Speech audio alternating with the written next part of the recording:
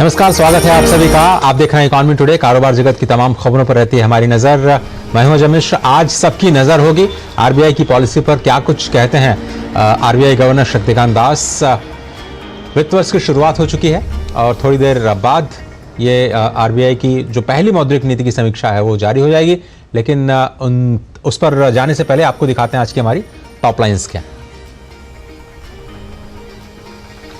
से थोड़ी देर बाद 10 बजे आरबीआई गवर्नर शक्तिकांत दास करेंगे मौद्रिक नीति का ऐलान। वित्त वर्ष 2024-25 की पहली मौद्रिक नीति पर सभी की नजर। ब्याज दरों और विकास दर के अनुमान पर रहेगी निगाहें।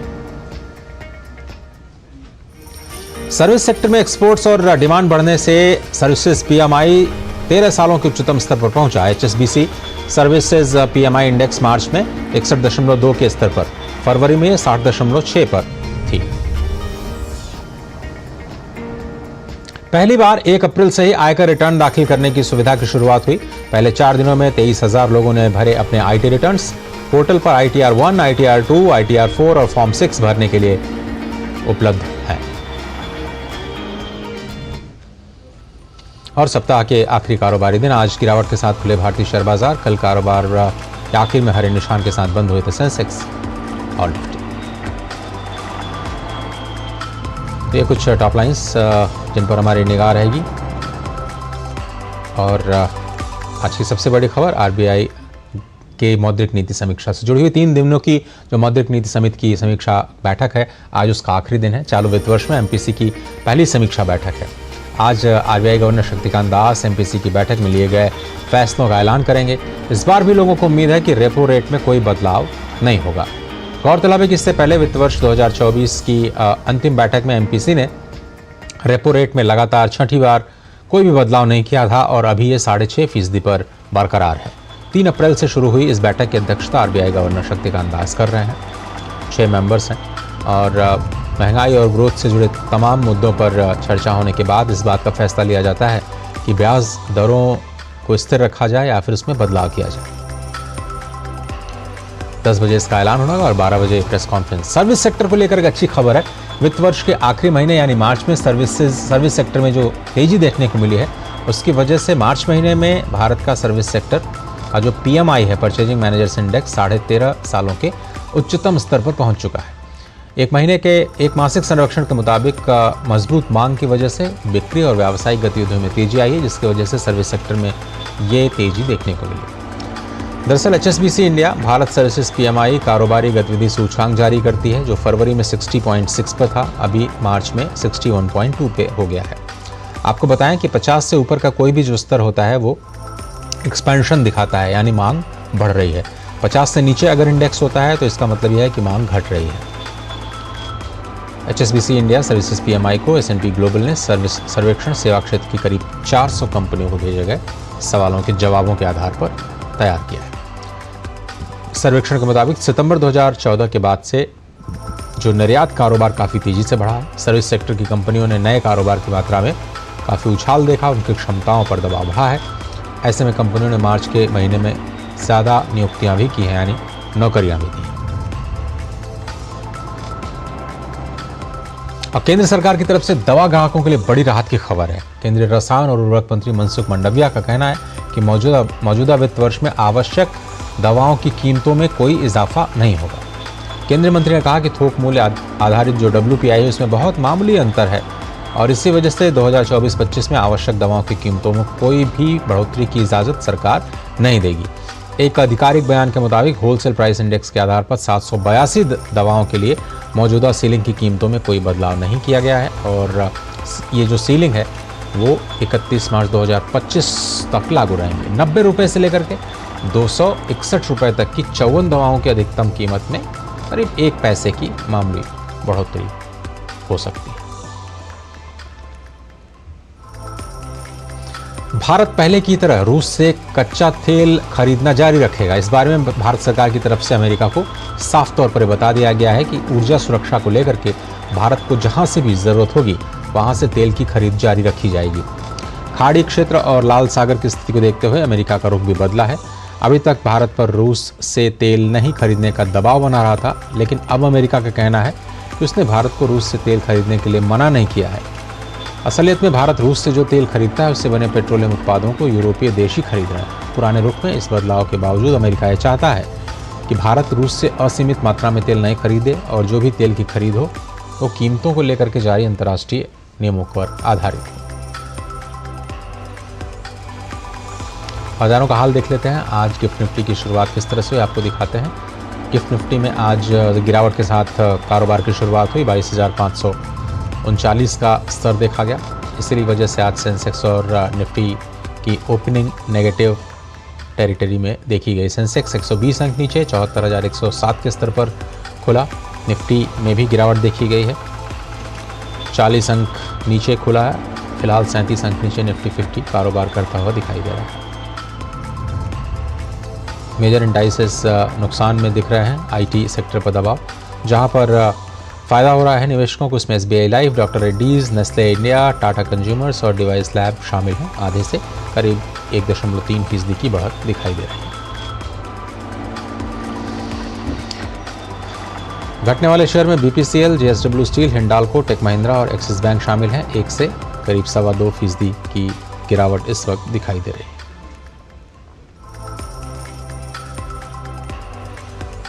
ग्लोबल मार्केट अपडेट्स में अमेरिकी के बाजार के वायदा बाजार के आंकड़े आपकी स्क्रीन पर इस वक्त। डाउ जोन्स फ्यूचर्स 12 अंक ऊपर 38,558 के स्तर पर कारोबार कर रहा है। S&P 500 65 अंक नीचे और नैस्डैक 227 अंक नीचे कारोबार करता दिखाई दे रहा है। यूरोपीय बाजारों में लंदन के स्टॉक एक्सचेंज FTSE में 38 अंकों की बढ़त है। फ्रांस के CAC में काफ़ी फ्लैट कारोबार दिख रहा है। डैक्स जर्मनी का 35 अंक ऊपर कारोबार करता दिखाई दिया। एशियाई बाजारों में आज गिरावट का रुख रहा। निकी में तेज गिरावट दिखाई दी है, करीब 960 अंकों की 38,812। ये कुछ दिनों से जापान के शेयर बाजार में गिरावट का रुख जारी है। हैंगसेंग में भी 192 अंकों की गिरावट है। दक्षिण कोरिया का कॉस्पी 28 अंक नीचे कारोबार कर रहा है। क्रूड ऑयल $90 के स्तर पर इस वक्त कारोबार करता हुआ दिखाई रहा है। 90.96 थोड़ा सा बढ़ा है और इस पर हमारी निगाह रहेगी, क्योंकि काफ़ी इंपॉर्टेंट फैक्टर देश की इकॉनमी के लिए आज रिफ्लेक्ट हो सकता है। आरबीआई भी बता सकता है कि क्या कुछ क्रूड ऑयल को लेकर के उनकी राय है। और अब बात करते हैं आज के फोकस की।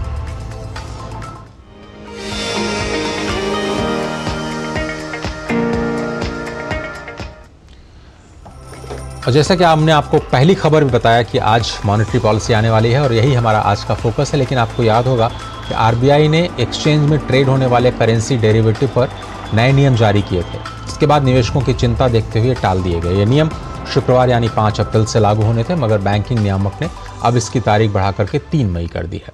इस नियम के तहत नेशनल स्टॉक एक्सचेंज और बम्बई स्टॉक एक्सचेंज पर होने वाले रुपए में होने वाले जो मुद्रा वायदा अनुबंध हैं, उनमें पोजीशन लेने के लिए ट्रेडर्स को बताना पड़ेगा कि उनके पास पैसे हैं या उसका इंतजाम है या नहीं। इन एक्सपोजर का खुलासा करना होगा। हालांकि $10 करोड़ तक की पोजीशन के लिए ट्रेडर्स को मुद्रा होने यानी एक्सपोजर होने का सबूत नहीं देना पड़ेगा, मगर ये बताना ज़रूर पड़ेगा कि उनके पास एक्सपोजर है या नहीं। बाजार बंद होने के बाद आज आरबीआई ने प्रेस विज्ञप्ति जारी की। उन्होंने कहा कि ताज़ा घटनाओं और हितधारकों से मिली प्रतिक्रियाओं को देखते हुए फैसला लिया गया है कि अब ये नियम 3 मई 2024 से लागू किए जाएंगे। आरबीआई ने कहा कि भारतीय रुपए से जुड़े एक्सचेंज ट्रेडेड करेंसी डेरिवेटिव में भागीदारी के लिए ये जो कायदे हैं विदेशी मुद्रा प्रबंधन अधिनियम यानी फेमा 1999 के प्रावधानों और नियमों पर आधारित हैं। इनके तहत ओवर द काउंटर और एक्सचेंज पर ट्रेड में केवल विदेशी विनिमय दर के जोखिम से बचने के मकसद से रुपए में करेंसी फ्यूचर्स की अनुमति दी जाती है। डॉक्टर चरण सिंह प्रख्यात अर्थशास्त्री और CEO हैं यूरो फाउंडेशन के, हमारे साथ जुड़ रहे हैं। डॉक्टर साहब बहुत बहुत धन्यवाद वक्त निकालने के लिए। आज बहुत ही इंपॉर्टेंट डे है आरबीआई पॉलिसी का। और लेकिन उससे पहले हम जो करेंसी डेरिवेटिव को लेकर के कन्फ्यूजन चल रहा है उस पर हम आपकी राय समझना चाह रहे थे। अब तो ये आरबीआई ने नियम लागू कर दिए हैं, हालांकि उसे 3 मई तक के लिए टाला गया है। क्यों इतना कन्फ्यूजन है, क्या प्रॉब्लम है, ट्रेडर्स क्यों विरोध कर रहे हैं इसका? जो मेरी समझ में बात आई है, ये कल ही उन्होंने टाला है, नहीं तो आज लागू होने वाला था। मेरी समझ में जो बात आई है इसमें काफी अनसर्टेनिटी सी आ गई, क्योंकि रूल्स जब बदले गए तो अनसर्टेनिटी आने से, जैसे आपने बहुत अच्छे तरीके से उसका पूरा व्याख्यान किया है कि कैसे $10 करोड़ तक का लिमिट होना और अब तक था कि आपका एक्सपोजर और आपके पास वो डॉक्यूमेंट्स, पर अभी क्या है कि उनका जरूरी नहीं है, पर जब मांगे गए तो आपको प्रोवाइड करने पड़ेंगे। अनहेज्ड कितना कंपोनेंट है वो बताना पड़ेगा, और सब करेंसी को आप उसमें कंबाइन करके ला सकते हैं, क्योंकि इसके अंदर सेबी भी रेगुलेट कर रहा है, आरबीआई भी रेगुलेट कर रहा है। आपने देखा फैमा की भी बात है उसमें, तो क्योंकि इतने ज्यादा रूल्स हैं तो हर ट्रेडर को काफी ध्यान रखना पड़ता है। मुझे लगता है कि क्योंकि इसमें अनसर्टेनिटी थी, रूल्स चेंज हो रहे थे, और आज क्योंकि नई मॉनेटरी पॉलिसी भी आने वाली है, और हमने आप देख ही रहे हैं जिस तरीके पूरे दुनिया में जिस तरीके की अनसर्टेनिटी चल रही है, तो सरकार ने, रिजर्व बैंक ने ये सोचा होगा कि आज लागू करने से बेहतर यह है कि आज की मॉनेटरी पॉलिसी जो एक पूरे वर्ष के लिए आगे दर्शाती है कि रिजर्व बैंक कहाँ क्या सोच रहा है, आज की जगह इसको थोड़ा आगे कर लेते हैं, और उससे ट्रेडर्स को थोड़ा टाइम भी मिल जाएगा, मार्केट को भी थोड़ा टाइम मिल जाएगा इसको अंडरस्टैंड करने में कि डेरिवेटिव प्रोडक्ट है क्या। तो मुझे लगता है ये ठीक कदम उठाया गया है, और इसको क्योंकि अनसर्टेनिटी है, और क्योंकि इसमें कंफ्यूजन है, और क्योंकि इसमें कंप्यूटेशन काफी कॉम्प्लेक्स है। और आपको देखिए कि अभी जो सर्कुलर है वो कह रहा है कि आपको एकदम वो एक्सपोजर दिखाने की जरूरत नहीं है, पर जब मांगा जाए तब आपको दिखाना पड़ेगा। तो उसके लिए मुझे लगता है कि रिकॉर्ड पीछे, book keeping and record back office has to be very strong. तो इसलिए उसी में जो फीडबैक आ रहा है, क्योंकि सर्कुलर जो पोस्टपोन का सर्कुलर है वो ये कह रहा है कि based on the market feedback, तो इसका मतलब है कि जो फीडबैक रिजर्व बैंक को मिला है उसके मुताबिक ये टाइम प्रॉब्ली एकदम रेडी नहीं है करने का। आपको ये चीज पता ही है कि डेरिवेटिव प्रोडक्ट्स में रिजर्व बैंक हमेशा फूक कर कदम रखता है, और ये हेजिंग इंस्ट्रूमेंट है, इसलिए कहीं भी किसी किस्म की आपत्ति ना आ जाए या एक्सपोजर किसी का ना हो जाए और रिस्क ना ज्यादा लिया जाए, उसके लिए ये कदम है। डॉक्टर साहब, बस मैं केवल समझने के लिए आपसे ये सवाल कर रहा हूं कि क्या ये डेरिवेटिव प्रोडक्ट्स इतने खतरनाक हो सकते हैं कि अगर कोई इसका अनड्यू एडवांटेज लेना चाहे, जिसमें कोई विदेशी शक्ति भी शामिल हो सकती है, तो हमारा जो पूरा का पूरा करेंसी सिस्टम है उसमें भी पेनिट्रेशन हो सकता है, या उसको भी थोड़ा सा नुकसान पहुंचाने की कोशिश की जा सकती है। आपको याद होगा बैंक ऑफ इंग्लैंड में एक निवेशक ने एक बड़ी उथल पुथल देखी गई थी, तो क्या पोटेंशियल है उसका, और इसीलिए इस तरह के रेगुलेटरी जो नॉर्म्स हैं उस पर आपने कहा कि आरबीआई फूक पर कदम रखती है। मैं बहुत गर्व से ये बात आपको कहना चाहता हूँ, क्योंकि मैं रिजर्व बैंक में काम कर चुका हूँ, मैंने अंदर से देखा है। बहुत गर्व से कहना चाहता हूँ कि जब डेरिवेटिव प्रोडक्ट्स पूरी दुनिया में छाए हुए थे, हमारा एक रिजर्व बैंक था जो सिंपल प्लेन वनीला डेरिवेटिव्स ला रहा था, कॉम्प्लेक्स डेरिवेटिव्स नहीं ला रहा था। उस टाइम पे रिजर्व बैंक के अफसरों को और गवर्नर का भी ये विदेशी शक्तियों ने और विदेशी अखबारों ने मखौल उड़ाया था, कह के इन लोगों को डेरिवेटिव प्रोडक्ट्स के पोटेंशियल्स नहीं पता है, तो ये पिछड़े हुए लोग हैं। अब जानते हैं कि 2008 में जो लेमन ब्रदर्स हुआ वो ये डेरिवेटिव प्रोडक्ट्स के कारण ही हुआ, इतना गंभीर, इसको फाइनेंशियल वर्ल्ड में एटम बम कहा जा सकता है और कहा भी गया है। डेरिवेटिव्स इतने खतरनाक प्रोडक्ट होते हैं क्योंकि ट्रेडिंग चल रही होती है एक बैकग्राउंड करेंसी के ऊपर या एक बैकग्राउंड कमोडिटी के ऊपर। अगर वो करेंसी है ही नहीं तो आप ट्रेडिंग करते जा रहे हैं और एक्सपोजर हो गया। डेरिवेटिव्स जो अमेरिका में इतनी बुरी तरह 2008 में फट गया था बम, और आज तक उसको संभाल नहीं पाए हैं, इतने खतरनाक होते हैं। इसीलिए रिजर्व बैंक उस टाइम भी और आज भी, जैसे जैसे हम लोगों ने अपने देखा मार्केट रेडी है, हमारे ट्रेडर्स रेडी है, हमारी बुक्स रेडी है, और सब लोग समझ रहे हैं कि ये चीज कितनी खतरनाक है और उसको संभल के प्रयोग कर रहे हैं, उतनी देर तक रिजर्व बैंक अलाउ नहीं करता है। और वही उसी का कारण है कि 2008 का लेमन ब्रदर पूरी दुनिया को हिला के चला गया, पर हमारा देश उसमें नहीं, किसी भी तरीके उस पर चोट नहीं आई। तो ये फूक कर कदम रखना रिजर्व बैंक की जो है ये कंजर्वेटिव अप्रोच है, और यही हमारे देश की लाभदायक है। दुनिया में हमने एस्टैब्लिश किया है, जितनी देर तक प्रोडक्ट की पूरी गहराई हमें समझ नहीं आ रही, हम उसको एक्सपोजर नहीं अलाउ करते। मुझे लगता है कि आज कुछ न कुछ सवाल प्रेस कॉन्फ्रेंस में ज़रूर गवर्नर साहब से किए जाएंगे कि इस तरह के एक्सपोजर की क्या ज़रूरत पड़ी और क्या उनको कुछ ऐसा सेंस नज़र आ रहा है, क्योंकि वो अपनी दूरदर्शिता के लिए जाने जाते हैं। और आपको याद होगा ग्रोथ नंबर्स को भी लेकर के उन्होंने कुछ संकेत दिए थे जो बाद में काफ़ी सही साबित हुए। अब आते हैं मॉनेटरी पॉलिसी पर। आप लोग शैडो मॉनेटरी पॉलिसी करते हैं, बहुत सारे इकोनॉमिस्ट के साथ चर्चा करते हैं कि क्या कुछ हो सकता है। आप लोगों की इंटरनल राय क्या है पूरे साल के लिए अगर हम ब्याज दरों की स्थिति की बात करें सर? तो थोड़ा कॉम्प्लेक्स ईयर है ये साल। इसमें दो चीजें, एक तो आपको पता ही है ग्लोबल अनसर्टेनिटी, आप भी कह रहे थे, मैं भी शुरू में कह रहा था, ग्रोथ कहाँ जाएगी। अमेरिका थोड़ा तेज गति से चल रहा है, यूरोप रिसेशन के बिल्कुल उधर नीचे खड़ा है, तो वो तो एक सिचुएशन है ही है। दुनिया में सब लोगों ने पॉज लगा दिया है रेपो रेट्स और सेंट्रल बैंक पॉलिसी रेट्स के ऊपर। ये तो अनसर्टेनिटी है ही है। उसके ऊपर दो लड़ाइयां चल रही है, रशिया यूक्रेन की वॉर थम नहीं रही है, उधर मिडिल ईस्ट में भी टेंशन चल रही है और भी टेंशन हमारे नेबरहुड में चल रही हैं और दिख रही हैं। तो ये अनसर्टेनिटीज तो है ही नहीं है। अब प्रॉब्लम ये आ गई है कि दो इलेक्शन साइकिल्स बीच में आ गए। एक हमारे देश का इलेक्शन साइकिल, और इलेक्शन साइकिल के अंदर कुछ भी चेंज करना, अनसर्टेनिटी को ऐड करना ठीक नहीं होता है। उधर से अमेरिका का इलेक्शन साइकिल, अमेरिका के भी जो इलेक्शन हो रही है उस पर काफी भयंकर हो रही है रिपब्लिकन और डेमोक्रेट्स के बीच में, और दोनों का भिन्न स्टैंड है। इसका मतलब ये हुआ कि हमारा इलेक्शन साइकिल जून में खत्म हो रहा है, उनका इलेक्शन साइकिल सितंबर से फिर जोरों शोरों पे आ जाएगा। वो भी लोग अपनी मॉनेटरी पॉलिसी को उसी एंगल से देखेंगे कि इलेक्शन साइकिल के अंदर टच करना है कि नहीं करना है। तो हमारे पास सिर्फ अगस्त के आसपास एक विंडो है जब हम कुछ कर सकते हैं। तो हम अर्थशास्त्री जो बैठे हैं शैडो मॉनेटरी पॉलिसी पे, हम लोग ये विचार लेके बैठे हैं कि इस टाइम पे ग्रोथ हमारी अच्छी होनी है, एक मोमेंटम बना हुआ है, नीतियां बड़ी सॉलिड आई हैं। अगर एल नीनो एग्रीकल्चर पे इम्पैक्ट नहीं करता है तो हमारी ग्रोथ 7.5-8% हो सकती है। इंटरेस्ट रेट इन्फ्लेशन का थोड़ा डर है, एल नीनो के कारण एग्रीकल्चर प्राइसेस पे अंतर आ सकता है, इसलिए वो बैंड से बाहर जा सकती हैं। विदेशी अमेरिका खास करके उनका बहुत अनसर्टेन है, वो रेट रिड्यूस करेंगे कि नहीं पता नहीं, पर हमारा रेट उनके साथ थोड़ा मिलके ही चलना वही लाभदायक है। इस अनसर्टेनिटी में लग रहा है कि अगस्त में अगर कुछ चेंज आ सके तो आ सके, नहीं तो वो end of the year American election cycle के बाद ही रेट में थोड़ा चेंज आएगा। ग्रोथ आगे चलती रहेगी, इन्फ्लेशन बैंड के थोड़ा आगे जा सकती है एग्रीकल्चर के कारण। पर डॉक्टर साहब, आपको लगता है क्या कि ब्याज दरों में बढ़ोतरी की भी संभावना है क्या, या फिर आप उसको रूल आउट कर रहे हैं कि भाई 6.5 रहेगी, उससे ज़्यादा बढ़ने की उम्मीद नहीं है? कि ये भी अच्छी खबर है, अगर 6.5 से ऊपर नहीं जाती है, महंगाई दर का खतरा नहीं बढ़ता है, तो वो भी अर्थव्यवस्था के लिए बहुत ही अच्छी खबर है। Looking at the global uncertainty, जो अनिश्चितता है, वैश्विक अनिश्चितता जिसका जिक्र आपने किया।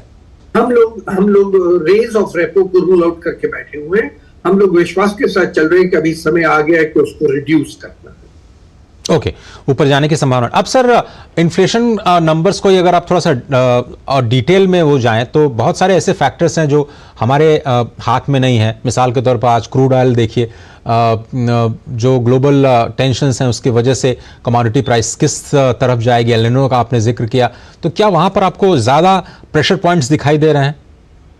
इसमें दो बात है। एक तो हमारे देश का जहां तक सवाल है कि उनके बफर स्टॉक सॉलिड है और सरकार की नीति बहुत संभल के चल रही है, और पिछले 5 वर्षों में अगर देखें, खास करके कोविड के बाद देखें, तो जो मेन फूड खाद्य पदार्थ हैं लोगों तक पहुंचाए जा रहे हैं। इसका मतलब कि फूड प्राइसेस अगर बढ़ भी गई एल नीनो के कारण, आम उपभोगी जो है मेरे जैसा कॉमन सिटीजन, उस पर प्राइस का अंतर उतना नहीं आने वाला है, क्योंकि मिनिमम फूड हम लोग एश्योर कर रहे हैं थ्रू फेयर प्राइस शॉप्स। अब बात आ गई ऑयल प्राइसेस की। ऑयल प्राइस आप देख रहे हैं ऊपर बढ़ रहे हैं, और डर है कि क्योंकि ये दोनों युद्ध काफी गंभीरता से चल रहे हैं तो इसलिए ये और आगे बढ़ सकते हैं। पर अपने देश में हमने देखा है कि प्राइस स्टेबलाइजेशन ऑयल पे हम लोग काफी मेंटेन करते हैं। तो मुझे लग रहा है कि थोड़ा बहुत इन्फ्लेशनरी प्रेशर पड़ने से बैंड के थोड़ा बाहर हो सकता है इन्फ्लेशन चली जाए। पर रिजर्व बैंक ने पीछे भी आप देखा होगा, कोर इन्फ्लेशन जो है 3% के आसपास रोक के रखी हुई है। तो इसका मतलब ये है कि जो मॉनेटरी पॉलिसी है अपने आप में इफेक्टिव है। जो एक्सटर्नल फैक्टर्स हैं, ऑयल है या फूड का कभी कभी एक्सटर्नल इम्पैक्ट आ जाता है, उसका जरूर थोड़ा प्रॉब्लम है, और उन दोनों के लिए हमारे देश में एक प्रोविजन है कि वो आम कॉमन सिटीजन को इतना इम्पैक्ट नहीं करेंगे। तो मुझे उससे कोई डर नहीं लग रहा। कोई डर नहीं है। डॉक्टर साहब, मेरे पास वक्त इतना ही है क्योंकि पॉलिसी का अनाउंसमेंट भी आपसे थोड़ी देर में होने वाला है। हम सभी को इंतजार रहेगा, आपसे लगातार हम रिएक्शंस लेते रहेंगे आज की बड़ी पॉलिसी में। फिलहाल आपका बहुत बहुत धन्यवाद। और अब नजर डालते हैं कारोबार जगत से जुड़ी कुछ और अहम खबरों पर फटाफट अंदाज में। केंद्र सरकार ने चालू विपणन वर्ष 2024-25 में उत्तर प्रदेश, राजस्थान और बिहार जैसे गैर पारंपरिक राज्यों से गेहूं खरीद को 7 गुना बढ़ाकर 50 लाख टन करने का लक्ष्य रखा है। विपणन वर्ष 2023-24 में इन राज्यों से सिर्फ 6.7 लाख टन गेहूं की खरीदारी की गई थी। केंद्रीय खाद्य मंत्रालय ने चालू विपणन वर्ष में 310 लाख टन के कुल गेहूं खरीद लक्ष्य का 16% इन 3 राज्यों से खरीदने की योजना बनाई है। आयकर विभाग का कहना है कि वित्त वर्ष 2023-24 के लिए आयकर रिटर्न जमा करने से संबंधित फॉर्म ई फाइलिंग पोर्टल पर उपलब्ध करा दिए गए हैं और बीते 4 दिन में करीब 23,000 रिटर्न दाखिल किए जा चुके हैं। हाल के वर्षों में पहली बार आयकर विभाग ने करदाताओं को नए वित्त वर्ष के पहले दिन ही अपना आईटी रिटर्न दाखिल करने में सक्षम बनाया है। यह कर अनुपालन में सुगमता और निर्बाध करदाता सेवाओं की दिशा में उठाया गया कदम है।